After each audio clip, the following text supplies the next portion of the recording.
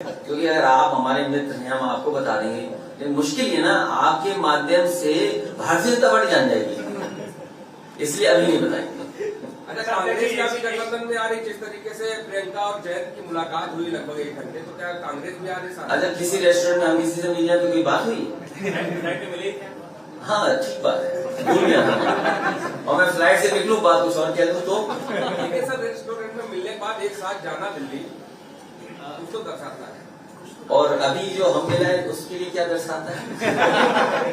Sir, एक news agency से बात करते हुए मुख्यमंत्री योगी आदित्यनाथ ने कहा है कि अगर पार्टी उनको कहेगी तो वो कहीं से भी चुनाव लड़ने को तैयार है। मुख्य विपक्षी दल आप है कि आप लड़ेंगे चुनाव? आप बाबा मुखर्जी जी को चुनाव नहीं लड़ना चाहिए, वो जा रहे हैं, आप अपना जाने वाले से क्या लेना देना?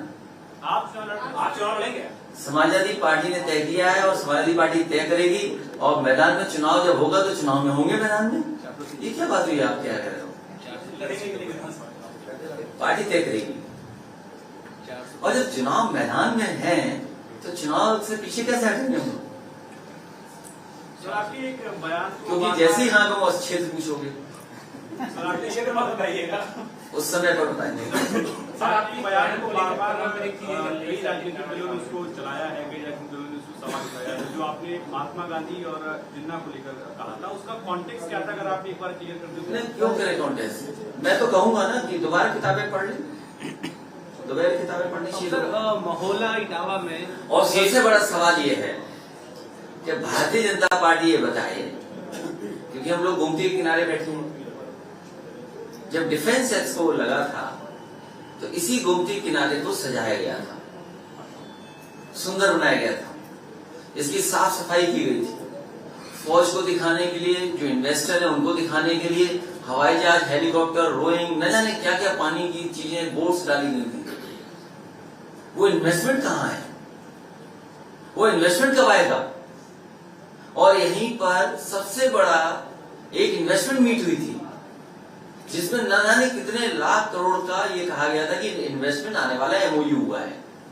आखिरकार कितने लोगों को नौकरी मिली, कितने को रोजगार मिला, कौन सा कारखाना लग गया, कम से कम बताएं। और मुझे उम्मीद है कि बड़ी तैयारी के साथ आजमगढ़ जाया जा रहा है, वो इन्वेस्टमेंट से कौन सा कारखाना लगा है वहां, ये बताएं।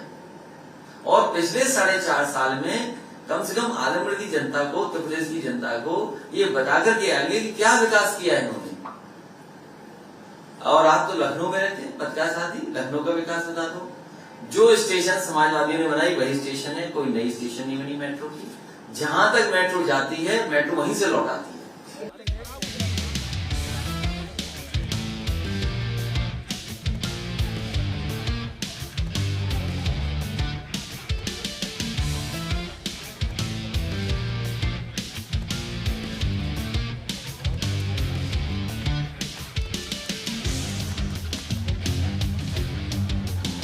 बड़ी संख्या में वो महापुरुष जिनका सम्मान होना चाहिए था, इधर लगातार दल तो बने, लेकिन बहुत सारे महापुरुषों का सम्मान नहीं हो पाया है। और आपके समाज की जो आर्थिक और सामाजिक स्थिति है और जो राजनीतिक परिस्थितियों में पिसी जा रही है, उसके लिए जो आपने आवाज उठाई है, ये बहुत ही बड़ा कदम है आपका। और इस फैसले के लिए, बड़े कदम के लिए मैं आपको बधाई देता हूं। और समाजवादी पार्टी के साथ आपने जुड़ करके कहीं न कहीं उम्मीद अपने समाज के बीच में जगाई है। उन्हें भी लगता है कि आज जो हमारा बाबा साहब भीमराव अम्बेडकर जी ने जो संविधान दिया था, जो हमें अवसर मिलने चाहिए थे, और जो अवसर अभी तक नहीं मिल पाया, उनके लिए लड़ाई कौन लड़ेगा? मैं आपको आज भरोसा दिलाता हूं कि समाजवादी पार्टी के साथ आपका गठबंधन है। लगातार दोनों दलों ने मिलकर के काम किया है। बड़ी संख्या में आपके समाज के लोग, पिछड़े, दलित, अल्पसंख्यक जुड़े हैं।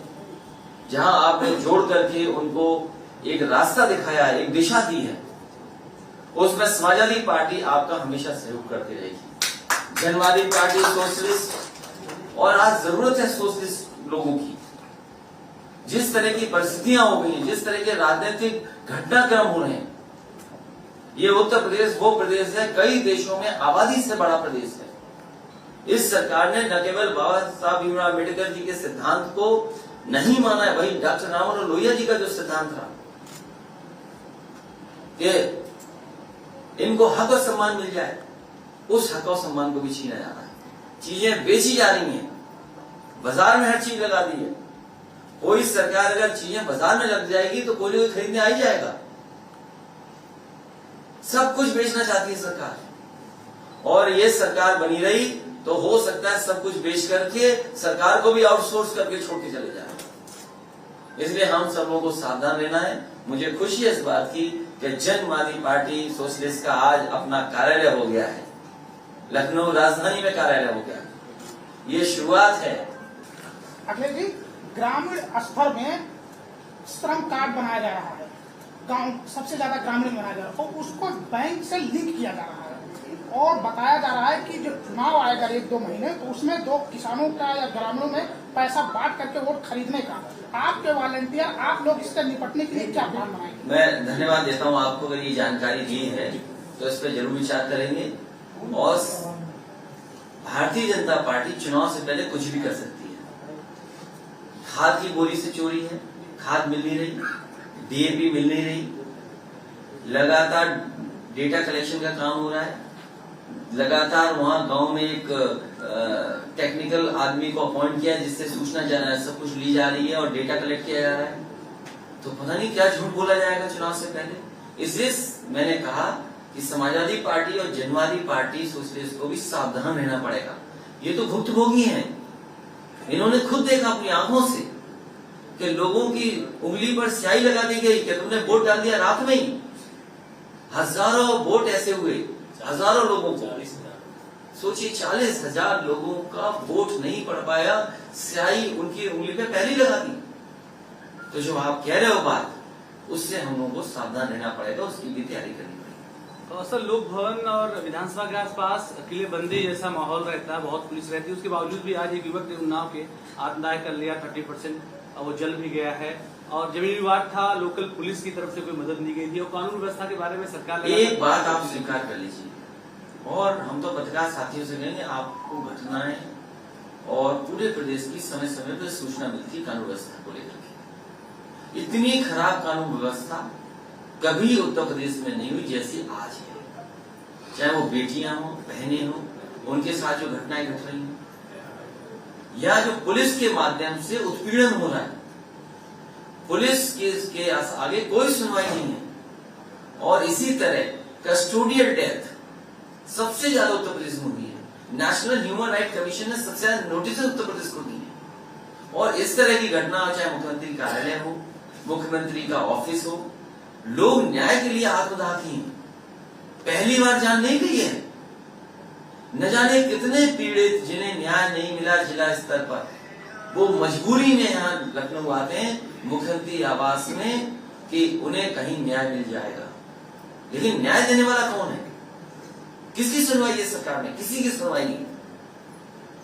भारतीय जनता पार्टी अन्याय कर रही है।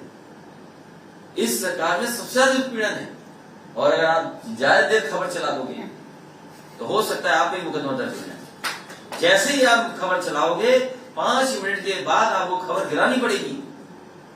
ये प्रेशर आप जानते हो, उन कार्यालयों से जो प्रेशर आ रहा है आप लोगों पर।